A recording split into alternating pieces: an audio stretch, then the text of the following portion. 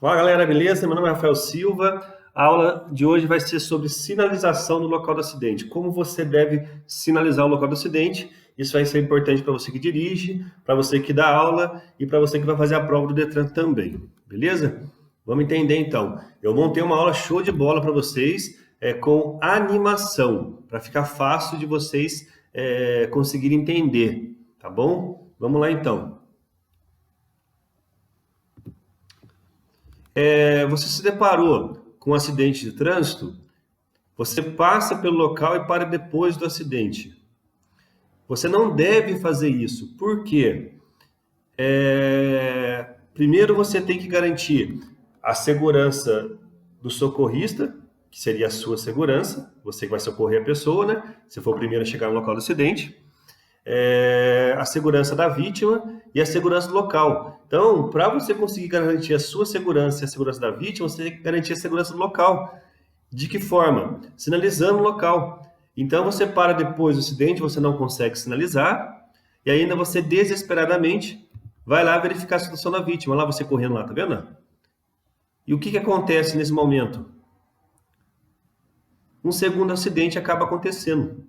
Você não garantiu a segurança local, você não garantiu a sua segurança e nem a segurança da vítima.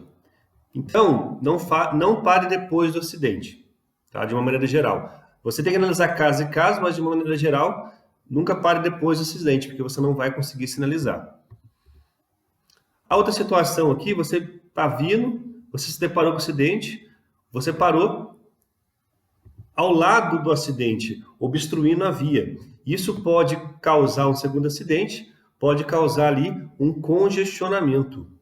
Isso é ruim porque você dificulta a chegada do socorro, a chegada da polícia, né, atrapalhando o atendimento à vítima.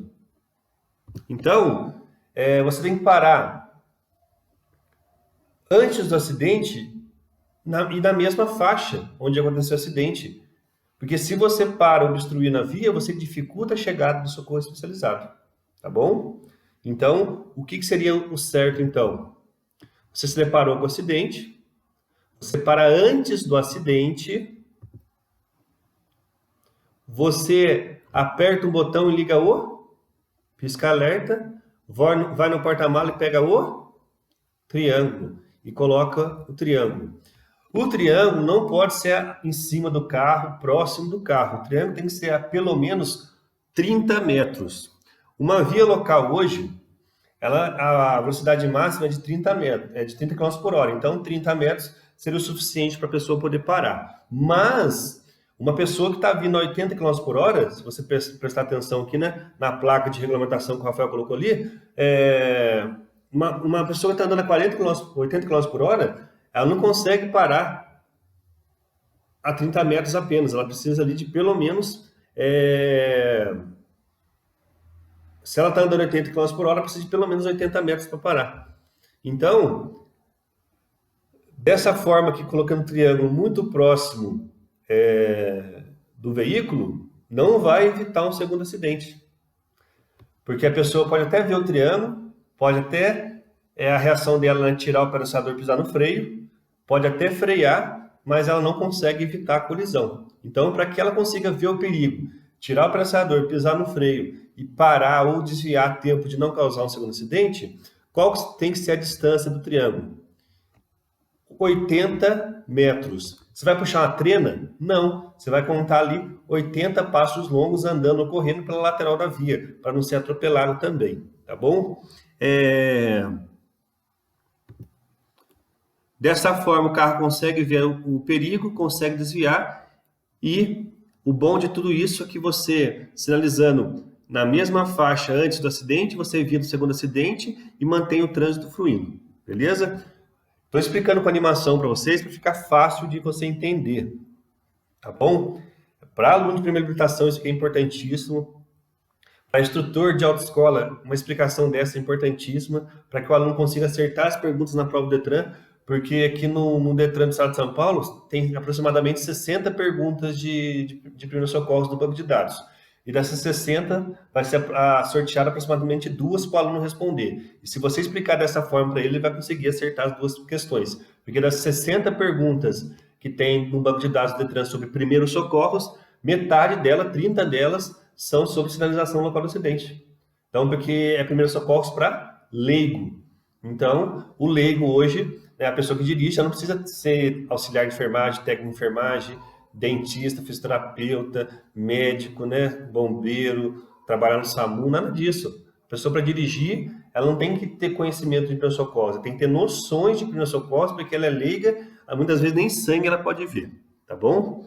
E agora, 80 metros numa via de 80 km por hora é o suficiente, mas quando tem condição adversa, exemplo que começou a chover,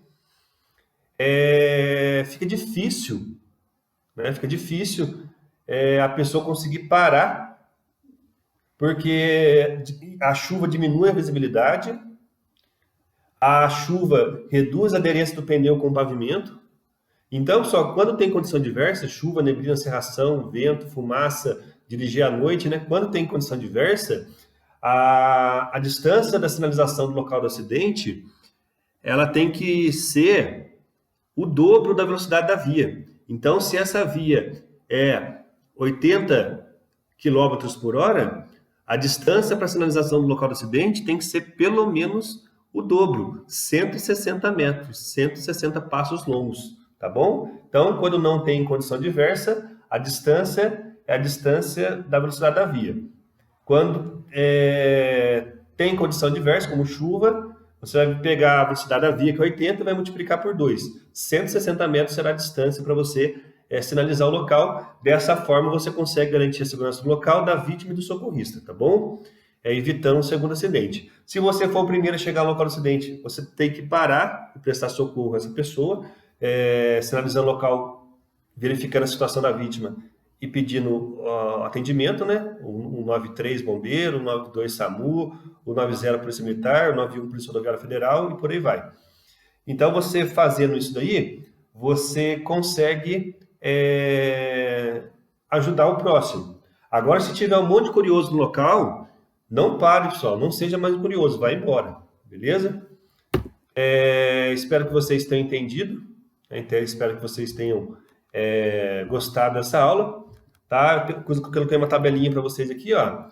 Nas rodovias, a velocidade máxima é 110. Quantos passos você vai dar? 110. Quando a pista estiver seca, tempo bom. Se por acaso estiver chovendo, neblina, fumaça, à noite, etc., tem que ser o dobro. O dobro de 110 é 220. Via de trânsito rápido, 80. Qual que é a distância para sinalização? 80 passos longos. E se tiver condição adversa, 160. Via arterial, a velocidade máxima é 50 km por hora, então a distância para colocação do triângulo será de 60 passos. No caso de condição adversa, 120. O dobro. Coletora 40, quantos passos? 40. No caso de condição adversa, 80. Via local 30, quantos passos? 30. No caso de chuva, 60. Você pode utilizar também, além do pisca-alerta e do triângulo, pode também usar um galho de árvore. Só que você não vai derrubar uma árvore ali, tá, pessoal? Isso é crime ambiental. Você pode pegar um galinho de árvore e colocar, que esteja solto na via, e colocar ali para sinalização, não esquecendo de retirar posteriormente. Perfeito, tá bom? Se houver curva entre o acidente e o local a ser sinalizado, caminhe até o final da curva e então recomece a contar a partir do zero. O que quer dizer isso? Se você vai sinalizar o local e você sinaliza ali um local onde tem curva, essa distância não vai ser suficiente, porque os freios do veículo, da motocicleta, por exemplo, a hora que o motociclista deita a moto para fazer a curva, ele não consegue acionar os freios de maneira eficiente. Então, essa distância não será boa para ele conseguir parar. Então, a distância tem que ser numa reta, para ele consiga visualizar, para que ele consiga frear a reação dele, né, a frenagem dele, seja a tempo de evitar um acidente. Então, não pode sinalizar aonde tem a curva.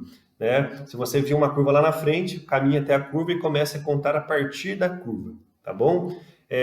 Espero que vocês tenham entendido. Deixe as dúvidas aí nos comentários, tá? Comente se você gostou ou não no vídeo, deixe um like tá? Se você gostou da explicação, tá? E compartilhe aí com as demais pessoas. Muito obrigado, meu nome é Rafael Silva, eu sou professor de trânsito, espero que vocês tenham gostado da aula. Valeu!